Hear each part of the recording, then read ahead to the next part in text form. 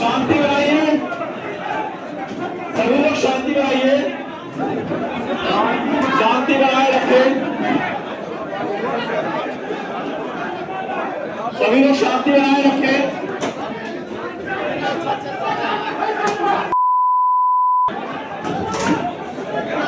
अपनी अपनी मशीनें किनारे कर लें, आप लोग ईवीएम मशीनें किनारे रखेंगे, शांति बनाए रखें सभी लोग।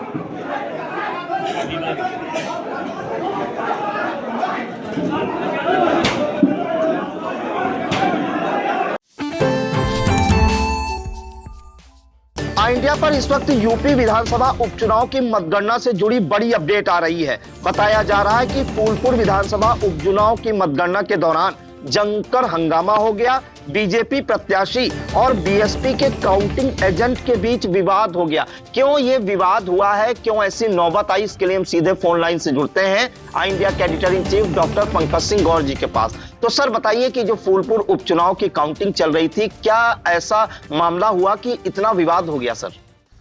देखिए प्रांशु, आपको बता दें कि उत्तर प्रदेश में 9 सीटों के लिए आज जो है उपचुनाव जो हुए हैं उनकी मतगणना हो रही थी। इस बीच सबसे हंगामे की जो खबर है वो प्रयागराज के फूलपुर से आई। यहां जमकर हंगामा हुआ और कुछ देर के लिए मतगणना को रोकना पड़ा, हल्का पुलिस को बल प्रयोग करना पड़ा। ये नौबत क्यों आई, इस बात को भी समझ लीजिए।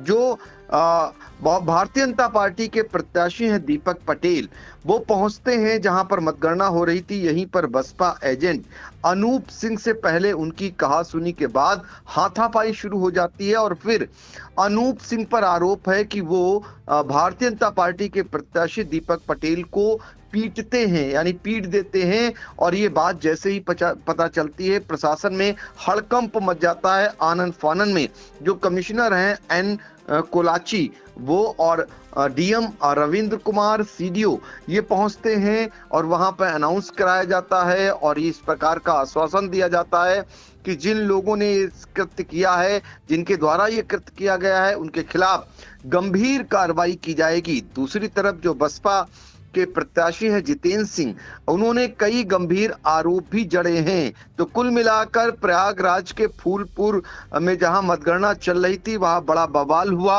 वहां पर बसपा एजेंट और भाजपा प्रत्याशी के बीच मारपीट की बात आ रही है, जिसमें आरोप है कि बसपा के जो एजेंट हैं अनूप सिंह, उनके द्वारा भारतीय जनता पार्टी के प्रत्याशी दीपक पटेल की पिटाई की गई है। अब ये जांच का विषय है। तमाम सीसीटीवी कैमरे पहले से ऑलरेडी लगे हुए हैं, उसमें सब कुछ सच्चाई सामने भी आ जाएगी। फिलहाल यहाँ बड़ा बवाल हुआ है और ये बताया जा रहा है कि दीपक पटेल यहाँ से आगे चल रहे हैं और यहीं पर बवाल हुआ।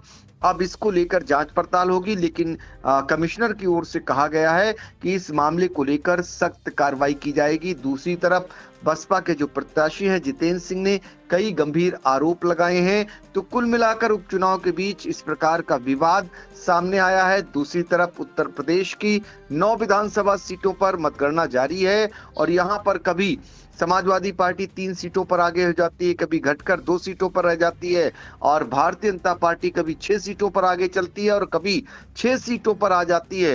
तो इस बीच यहाँ पर ये रुझान आ रहे हैं और नतीजे कुछ देर बाद आएंगे। आई इंडिया आपको नतीजे भी दिखाएगा, क्योंकि हर कोई जानना चाहता है कि महाराष्ट्र में किसकी सरकार बनी और झारखंड में कौन जीता और उत्तर प्रदेश के जो उपचुनाव हुए उनमें कौन कितनी सीटें पाया। तो आई इंडिया पूरे आ जाएंगे आंकड़े, जानकारियां आ जाएंगी, बहुत सारी इनसाइड स्टोरी होगी, वो भी आप तक पहुंचाने का काम करेगा। जी बिल्कुल, तो बड़ी खबर इस वक्त आ रही है प्रयागराज के फूलपुर से, जहां पर फूलपुर विधानसभा उपचुनाव हुआ था, जिसकी आज मतगणना भी चल रही है। और बताया जा रहा है कि भारतीय जनता पार्टी के जो प्रत्याशी हैं दीपक पटेल और बीएसपी के जो काउंटिंग एजेंट है अनूप सिंह, उनके बीच जमकर विवाद हो गया। ये भी खबरें सामने आ रही हैं। आरोप लगाए जा रहे हैं कि जो बीएसपी के एजेंट है काउंटिंग अनूप सिंह ने भारतीय जनता पार्टी के प्रत्याशी दीपक पटेल की पिटाई कर दी है। काफी हंगामा भी हुआ, पुलिस को हल्का बल भी प्रयोग करना पड़ा और काउंटिंग को 20 मिनट तक रोकना भी पड़ा। फिलहाल तमाम आरोप और प्रत्यारोप का दौर जारी है। और इस दौरान एक खबर यह भी निकलकर सामने आ रही है कि फूलपुर से बीजेपी प्रत्याशी दीपक पटेल अभी फिलहाल आगे चल रहे हैं। फिलहाल देखना होगा कि इस मामले में आगे क्या कुछ निकलकर सामने आता है। यह भी खबरें आ रही हैं कि बीजेपी के कई काउंटिंग एजेंट को चोटें भी आई हैं इस हंगामे में,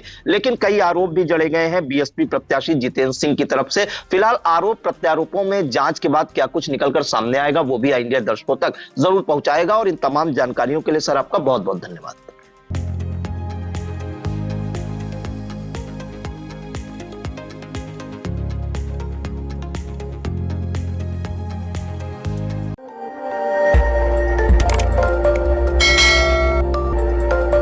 खबर आपकी, नजर हमारी।